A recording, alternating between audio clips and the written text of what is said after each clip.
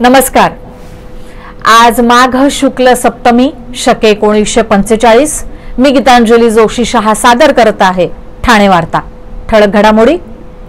Chikhloli railway स्थानकाच्या उभारणीनंतर अंबरनाथ बदलापूर स्थानकावरील प्रवासी भार होणार कमी। ठाण्यामध्ये व्हॅलेंटाईन डेच्या दिवशी 50हून अधिक जोडप्यांची लग्नगाठ, एका आंतरराष्ट्रीय विवाहाचाही समावेश। आणि नवी मुंबईतील एपीएमसी बाजारात कोकणातून आंबा दाखल। 5 ते 6 डझनाच्या पेटीला 3000 पासून ते 6000 रुपयांपर्यंत दर।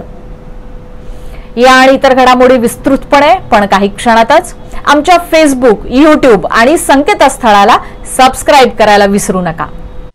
आपण पाहत आहात श्री स्थानक वाहिनी, ठाणे जिल्ह्याचं मुख्य व्यासपीठ। ठाणे वार्ता पहा श्री स्थानक वाहिनीवर। आता सकाळी 9:15 पासून रात्री 9:15 पर्यंत ठाणे वार्ता, ठाण्यातील पहिलं दृकश्राव्य माध्यम। ठाणे वार्ता आणि श्री स्थानक वाहिनीचं लाईव्ह स्ट्रीमिंग ठाणेवार्ता.com वरील लाईव्ह स्ट्रीमवर क्लिक करा आणि अगदी मोबाईलवरही ठाणे वार्ता श्री स्थानक वाहिनीचा आनंद लुटा। यासाठी आमचं ॲप डाउनलोड करा। ठाणे वार्ता पहा श्री स्थानक वाहिनीवर। आता सकाळी 9:15 पासून रात्री 9:15 पर्यंत ठाणे वार्ता, ठाण्यातील पहिलं दृकश्राव्य माध्यम। आपण पाहत आहात श्री स्थानक वाहिनी, ठाणे जिल्ह्याचं मुख्य व्यासपीठ। बदलापूर आणि अंबरनाथ रेल्वे स्थानकांमध्ये नव्यानं चिखलोली रेल्वे स्थानकाची उभारणी करण्यात येत आहे। या स्थानक उभारणीसाठीची निविदा प्रक्रिया पूर्ण झाली असून 73 कोटी रुपयांच्या कामाचे कार्यादेश देण्यात आले आहेत। आता स्थानकाचं प्रत्यक्ष बांधकाम सुरू होणार आहे। कल्याण लोकसभा मतदारसंघाचे खासदार श्रीकांत शिंदे तसंच शिवसेनेचे स्थानिक आमदार डॉक्टर बालाजी किळीकर हे या स्थानकाच्या उभारणीसाठी सातत्यानं आग्रही होते। त्यांच्या या पाठपुराव्यामुळे स्थानक उभारणीचं काम मार्गी लागत आहे। विष्णू पुंगलिया कंपनीला हे काम देण्यात आलं असून मुंबई रेल्वे विकास कॉर्पोरेशनकडून याबाबत कंपनीला स्वीकृती पत्र देखील देण्यात आलं आहे, अशी माहिती रेल्वे प्रशासनाच्या वतीनं देण्यात आली आहे।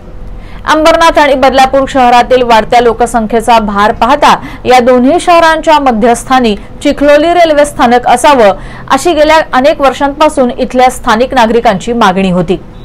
रेल्वे स्थानकाच्या उभारणीसाठी जमीन, स्थानक उभारणीसाठीच्या विविध टप्प्यांवरील मंजुरी अशा विविध अडचणींचा डोंगर पार करत चिखलोली रेल्वे स्थानकाचं काम दृष्टीपथात आलं आहे।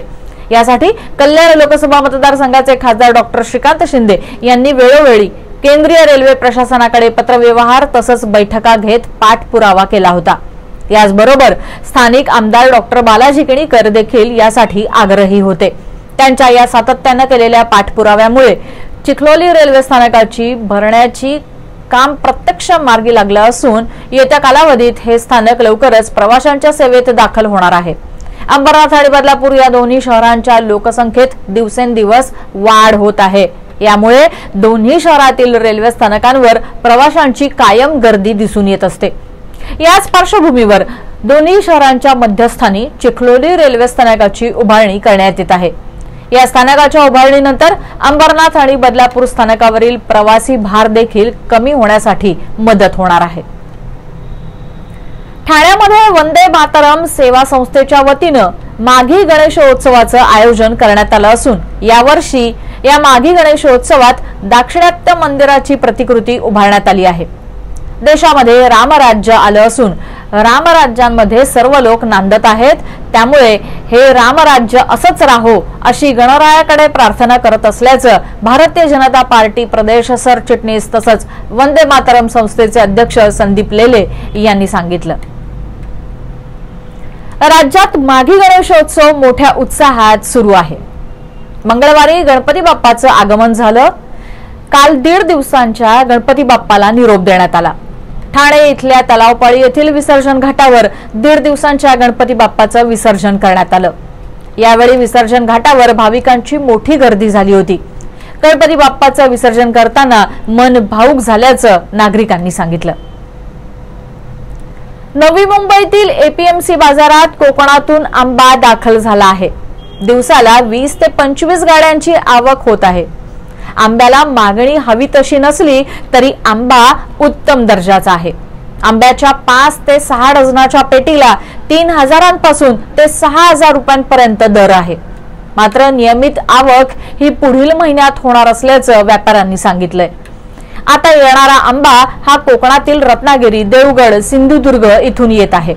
अजूनही आंब्याला हवी तशी मागणी नाही, मात्र पुढील महिन्यात आवक आणि मागणी दोन्ही वाढणार असल्याचं आंबा विक्रेत्यांनी सांगितलं. ठाणेकर मालमत्ता करदात्यांसाठी करातील व्याज माफी अभय योजना. सदर योजनेस मुदतवाढ मिळाली असून ती दिनांक 15 जानेवारी 2024 पर्यंत वाढीव मुदत देण्यात आली आहे. यानंतर मात्र म्हणजेच दिनांक 16 जानेवारी ते 31 जानेवारी 2024 या कालावधीमध्ये मालमत्ता करावरील 50% व्याज माफ असणार आहे. तरी सदर व्याज माफीच्या अभय योजनेचा ठाणेकर करदात्यांनी लाभ घ्यावा. महानगरपालिकेच्या कोणत्याही संकलन केंद्रावर कर भरण्याची सोय आहे.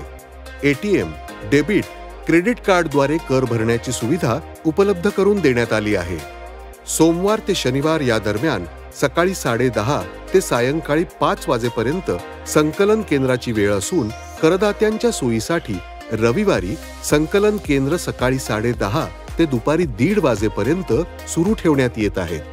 यासोबतच ठाणे महानगरपालिकेच्या propertytax.thanecity.gov.in या संकेतस्थळावर ऑनलाईन पद्धतीने मालमत्ता कर भरण्याची सुविधा उपलब्ध करून देण्यात आली आहे.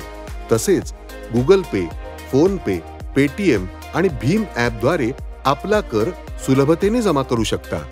ठाणे महापालिका क्षेत्रातील सर्व करदात्यांना विनंती आहे की आपण या व्याज माफी अभय योजनेचा जरूर लाभ घ्या आणि आपला मालमत्ता कर लवकरात लवकर महापालिकेमध्ये जमा करून महापालिकेस सहकार्य करा. छत्रपती शिवाजी महाराज यांच्या जयंतीनिमित्त ठाण्यात शिवजन्मोत्सव सोहळा आयोजित करण्यात आला आहे. 16 फेब्रुवारी पासून सलग 4 दिवसांच्या या सोहळ्यात मुख्यमंत्री एकनाथ शिंदे, मराठा आरक्षण लढ्याचे नेते मनोज जरांगे आणि नरेंद्र पाटील यांचा मराठा भूषण पुरस्काराने गौरव करण्यात येणार आहे, अशी माहिती मराठा क्रांती मोर्चा सकल मराठा सार्वजनिक शिव उत्सव मंडळाचे अध्यक्ष रमेश आमरे यांनी सांगितलं.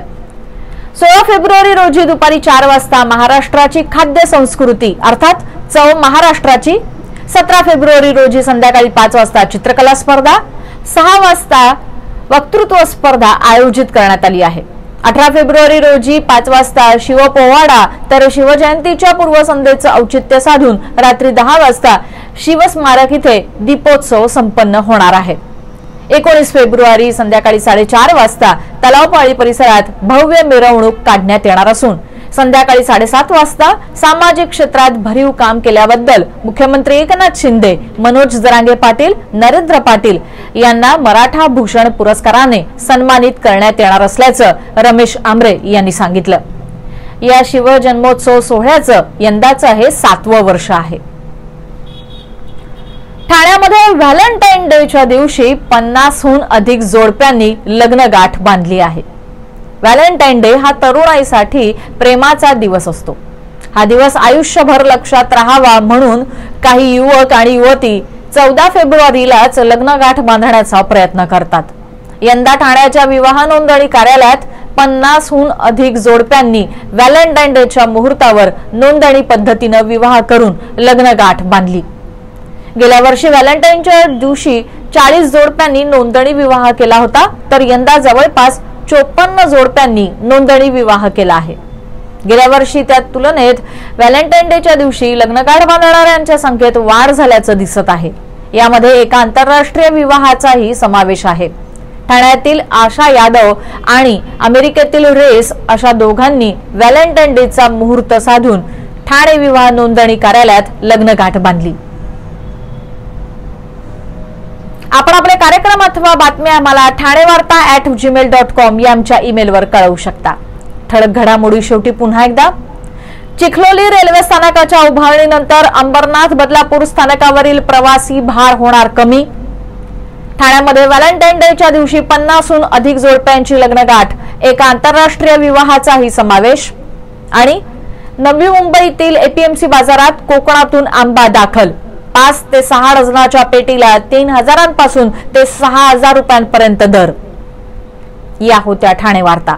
आपली एखादी बातमी बघायची राहून गेल्यास आपण आमच्या ठाणेवार्ता.in या संकेतस्थळाला किंवा फेसबुक पेज तसंच YouTube चॅनलला अवश्य भेट द्या. तर मग पुन्हा भेटूयात पुढील बातमीपत्रात फक्त श्रीस्थानक वाहिनीवर. धन्यवाद.